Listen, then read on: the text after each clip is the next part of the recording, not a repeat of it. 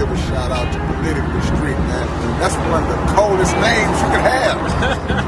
Because we out here in these streets, but these politics is trickling down, so it's all intertwined, man. So we got to figure out how to work it the way we work. So shout out to Politically Street. Welcome to another episode of Politically Street. I have my good brother, good friend here, Brother Marc. Man, first of all, give my disclaimer, this is a Political Street. We don't endorse any candidates. We're here for information purposes only. And then this is for a platform for all of our community leaders, people that are out there I respect and who are doing great things, man. So like I said, without further ado, my brother Marc. All right, Marc, man, don't get mad at me. Every time I try to pronounce your name, I mess it up. That's all good, man. Marc Balzadua. Balzadua, Yeah, okay, got you.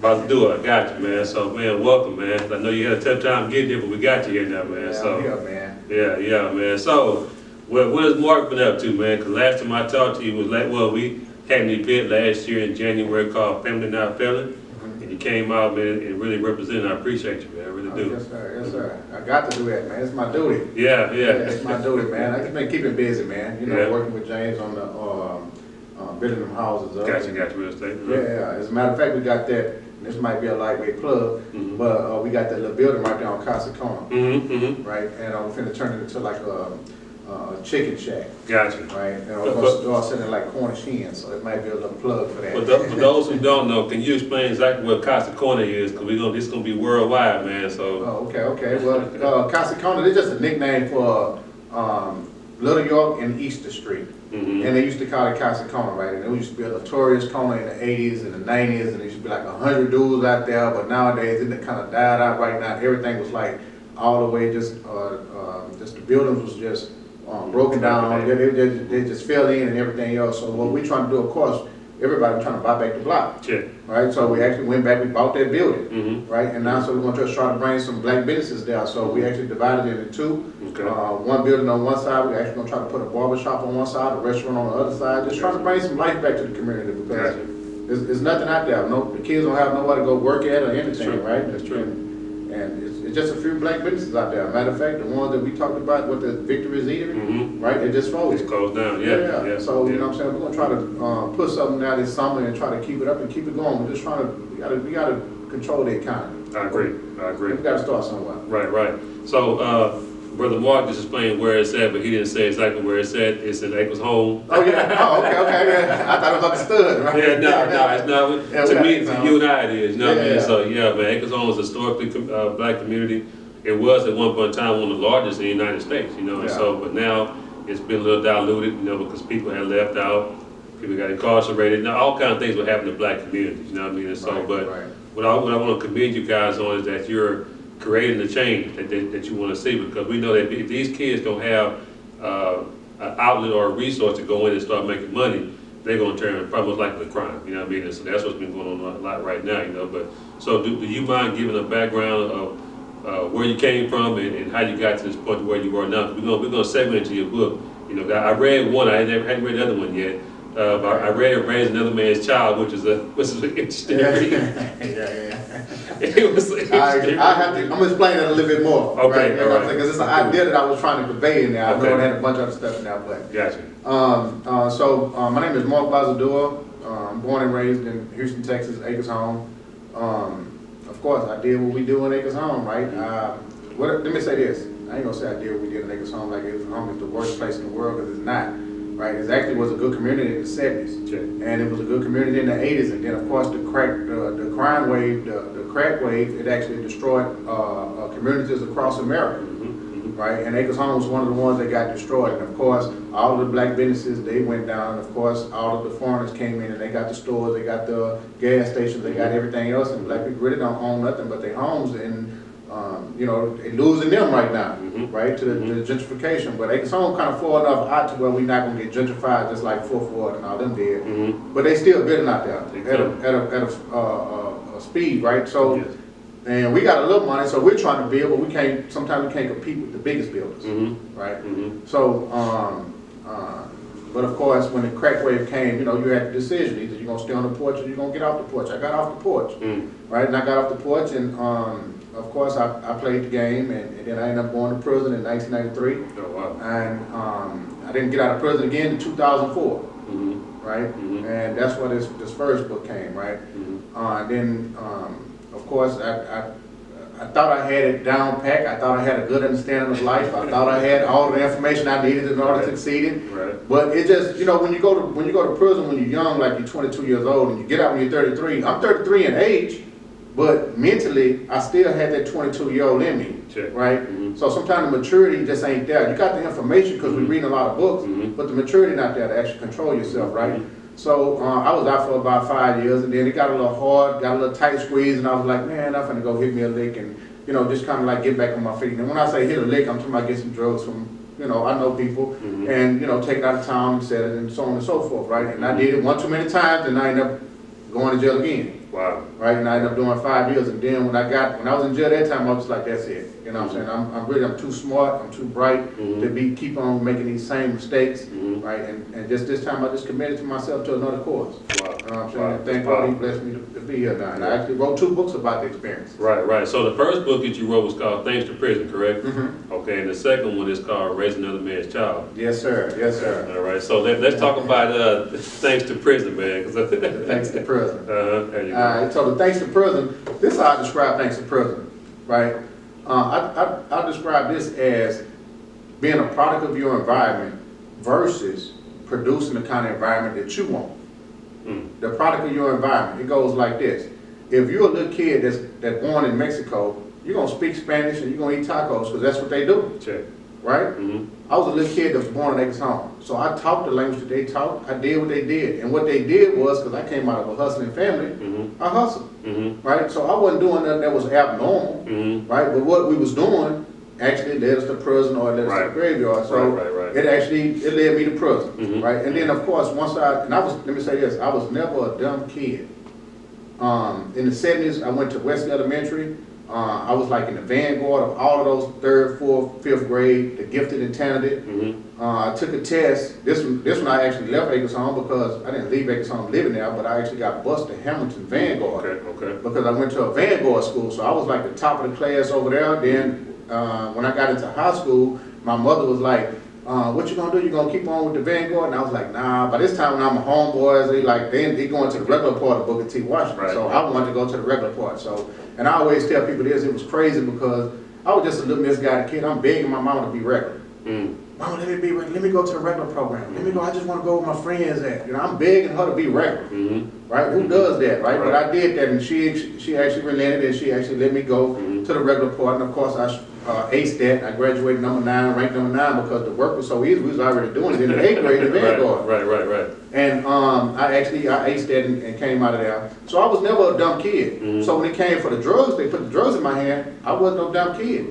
I knew how to make it work. Not everybody who sells drugs make it work. I knew how to make it work. Right. So I made it work, and it made it work for a few years, right? Until 1993, until I got arrested. And then when I got arrested, and the reason why I tell you about that small stuff, because I actually went to TSU too. Okay. Once I finished with Booker T. Washington, I actually enrolled in TSU, and just going there, I was still kind of doing my thing. And it wasn't until I actually got in jail that I actually picked up a book, and I read a book from cover to cover when I got in jail.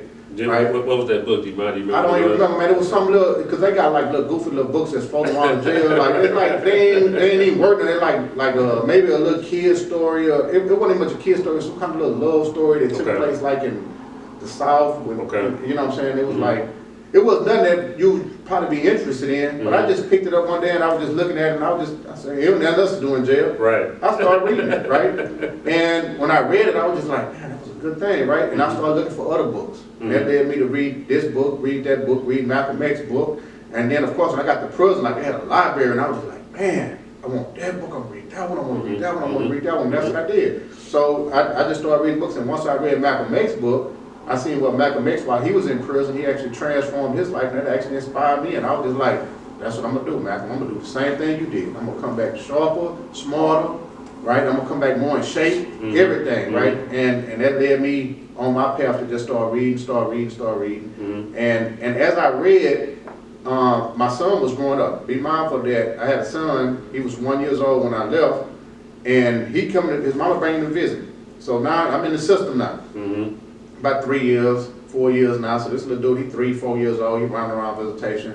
And I'm saying to myself, because now I'm getting a little older in jail, and I'm starting to read these books, and I'm saying, man, what can I give my son? Sure. Like, damn, man, this little dude, he's finna grow up, he's finna repeat the same cycle. Because now I'm reading books where I understand the cycles, right? And I'm saying, man, he's finna repeat the same cycles as me, man. What can I do to you know what I'm saying, to give him something? What can I give him?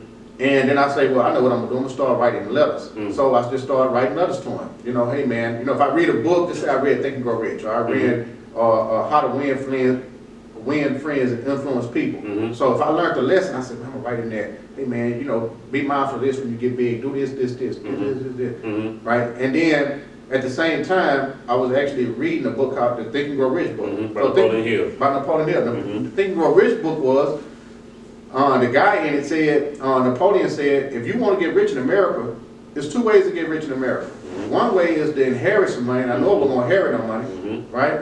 The second thing was to find something to sell. Check. So what can I sell? So now I'm writing these letters to my son. I'm watching the Tostita Bowl, and they had 60,000 people in attendance, and I'm saying, what can I sell these people for? What can I sell them for $1? I have 60 grand. And I started thinking like that, like, what can I sell them? What can I sell them? And then one day, it was just a moment of clarity. I was in the day room. It was just my time to understand it. And I'm looking around, all of these dudes, they in here just, you know, running, doing the regular jailhouse stuff, whatever they do. And I'm sitting at the table, writing these letters. And I'm saying to myself, man, because the question had already been asked, what can I sell? And I looked around and I had already read the statistics. It was like 144,000 people in Texas prison at the time. And so I said to myself, man, it's 144,000 people in Texas prison. All of their sons need this book. I say, man, I'm gonna take this pile of letters and make it into a book, and I'm gonna sell it for $10 a piece to 100,000 people. I'm gonna make myself a millionaire. And then from that point on, right, then I started going towards that direction. Put together a book, I'm gonna sell 1 million copies, I'm gonna make myself a millionaire. This. So and so from that point, now I started reading and writing with purpose. At first, I was just telling them stories. You know, there's some things about our parents that we don't know, that you'll find out as you're growing up. Right, and you'll be like, damn, it really, little stuff, it affects your life. Right, that's right. They'll be like, man, your daddy was this. You'll be like, oh, for real? I don't even know that. Right, and it just, people like that little tidbit pieces of information. They like that. Right, so I did, in my book, when I was writing to my son, I was telling him how me and your mama met. You know, this happened. And on this day right here, I remember this happened. You know what I'm saying? So I was just trying to recount some things for him, just so he can have a sense of who I was, right? And maybe I can pass it on to him, right? But once I made that discovery about selling something, then I started like, no, I need to start writing to everybody's son, right? And so this one I started saying, I'm teaching a lesson to everybody. Young black boys, be mindful of this. Young black boys, be mindful of this. Matter of fact, let me show y'all. Acres Home put us in an incubator. Acres Home taught me, the more girls you have, the more player you is. That is wrong, right? It's making us hustle backwards. They don't have to worry about you if you're spending all your time and energy chasing the girls. If you're spending all your time and energy chasing the girls, you will never have the mind power and the energy to come up with something grand. See, Bill Gates was a little nerd. He was. He didn't have a girl. That's right. He had to, so he was focused on his mind power and energy to come up with the Microsoft, right? Because he was able to hone his energy. But we be dissipating ourselves. The little girl on Utah Street, the little girl on Lovers Lane Street, the little girl over here, right? Started running around, spending out my energy with all that. But that's just one thing that Acres Home taught us. Another thing they taught us, never back down, never be scared to fight, all that, right? So it's always a physical aspect, right? Another thing they taught us, don't be the smart kid, because if you're a smart kid, you're a nerd. That's right, yeah. Right? And they kind of shame you out of being smart. Yes, probably. I didn't want to even go to the Vanguard no more. I wanted to go to regular school. Right. Why? Because I don't want to be the nerd. Right. I want to be, because I wanted to do up the neighborhood. Right. Yeah. And it's so many backwards things that's being placed in the little kids in the neighborhoods. And I said, nah, I'm gonna try to eradicate all of that, Mm-hmm. right? So if I seen anything, I spoke on it, Mm-hmm. spoke on it, right? For the kids, not only for the kids, but for the grown men too. Because some dudes in there were just, they needed some help. They need, that's right. Yeah, they needed some help. So, agree. you know what I'm saying, there was some young men in there that I was like, of course, I went to the forefront. Today's leaders is tomorrow readers. I mean, today's readers is tomorrow leaders, right? Right. Because I was reading so many books, I actually became a leader. I was a leader in there. So when they say, we got a decision to make this, y'all call Hootie. You know, Hootie on my nickname, they call me Hootie for short. Call Hootie. Why? Because of the information that I had took in. Because I was able to actually took in the information I was actually speak with. I was always able to speak. Right, you're articulate, right. Yeah, so I was always articulate with my words. So, and even in there, you know, I had a nice little size, so I could fight, but I wasn't even worried about that. I was mostly just trying to educate people. Like, hey man, you know, when the little dude out of Acres Home coming out, they say, man, such and such in there, this. I said, yeah, he out of Acres Home? Come here. Now, homie, yeah, read this book. I want you to read this book, and I'm going to ask you about it in 1 week. I want you to tell me something about that book. You know what I'm saying? This. Don't get sidetracked. Don't go to top of this, then the third, and all what these dudes got going. Don't do that. You know what I'm saying? Like, we're going to stay focused on this, what we're going to do. We're going to educate ourselves. So that's what I used to do. And at the end of the day, that's the reason why I started writing the book. Gotcha. Right, and then of course I finished it and I called it Thanks to Prison Operation Stay Boost to Gucci Boost. Of course, it's before we started what kind of Gucci. Right. But you know what I'm saying? Because Gucci was like the echelon. Yeah. Right, this was it. Yeah. You know what I'm saying? You got Gucci's, this is it. So and so I was saying from the Stay Boots that we had on to the Gucci Boots, Gotcha. and I was just trying to show them, look, this is how I did it. Right, so that's what I'm saying. From going from being a product of your environment, what Acres Home taught me, to now producing the kind of environment that I want. I changed my thoughts, I changed my beliefs, I changed my way of eating, my way of thinking, everything. Right, and I just did it totally different. Wow. Yeah. That's powerful, man. I didn't know what the whole Maroon publishing was, you know what I mean? But you gave the background back. So when you got released and got back into the world and whatnot and turned your life around, you created a publishing company. Can you give the inspiration behind Maroon Publishing? Okay, cool. So I was reading a book, and I want to say it was either Eric Jerome Dickey, rest in peace, he just passed. He just passed, yeah. Right, or it was Omar Tyree. It was one of those guys because they was publishing those East Coast books and they was getting in the system. And one of those books mentioned like a Maroon. It was like a runaway slave, and I was like, what? You know what I'm saying? Right. So, and I went and looked it up. Yeah. Right. So of course I used to, just check stuff out. So I had a big dictionary like this. I go looked it up and it said Maroon. It said runaway slave, and I said, man, that's what I am. I'm a runaway slave. Like I was a slave to everything Acres Home taught me. Right. And now I done freed myself through this information. Yes. Right. So I'm like a runaway slave. I'm like Kunta Kinte. Like, you know, when Kunta Kinte in his younger days, they couldn't make him be still. He kept running away because he knew what it was to be a free man. Yep. See, it's hard to enslave somebody with information. That's right. Right. And when I started reading, it was hard. You can't make me a slave no more. Right. I got too much information in my brain. So I'm gonna be like Kunta Kinte in his younger days. I'm gonna keep running away. Right. And so that's why I said, oh, that's what we Maroon. Because I was looking for a name of my publishing company. Right. I was trying to come up with all different kind of things, but I was like, that's it. Maroon. Not only, you see it right here, and then you see the little eyes. His eyes got the little mad thing because it's just like any other warrior that's on the field. I'm serious about this. They're serious, you know what I'm saying? And then George Jackson had the book. It was called Blood in My Eye. Right? Okay. Blood in Gotcha. Blood in My Eye was like, it's wartime. Right? And that's what this teardrop is. Gotcha. You know what I'm saying? There's actually a red one, but it's just on his shirt, it's just white right here. Gotcha. But it's actually a red blood in my eye. You know what I'm saying? And I'm dead well serious about trying to change the whole momentum. Gotcha. Right? As I hear the rapper saying right now, change the narrative. We gotta change the narrative. I agree. And it's on us. Right. Ain't nobody else gonna step in and change it for us. We gotta change it ourselves. I agree. Right? So, and that's what the whole Maroon concept is about. You know what I'm saying? And that's what I'm running with. Promote it. That's why I named the publishing company that, because this is what it's doing. Hopefully this will free somebody's mind when they read it. Right? And it'll change their whole direction in life. Right. And I'm glad that you mentioned and you started this publishing company, man, because there are a lot of people out there who have a story, who need to learn how to put it out and whatnot, you know. So, and the reason why I asked you about your background, because there are a lot of people out there who think that they situation might be where they end up at, but it's not where you start, it's where you finish at, you know what I mean? And so, definitely. you know, I've had people on here that's been raised by single moms, you know. I'm a product of that as well, you know what I mean? So, but we still out here changing our community, you know what I mean? So, you mentioned about buying the block back. Can you explain really what buying the block really means and how that looks? Well, the whole thing about buying the block black is this. Of course, I'm not rich, right? I'm working on it, but I'm not rich, right? So I'm actually, even though we're buying property and we're building houses, we're still selling them to whoever got the money. So, you know what I'm saying? In that aspect, so if white people come and say, hey, I want to buy this house and, you know, and I got it listed for 189, and they say I got 189, cool. Right. But just hopefully it's some black people, right? But our strategy go like this, buy the lot, build, sell, buy the lot, build, sell, buy the lot, build, sell, buy the lot, build, and hold.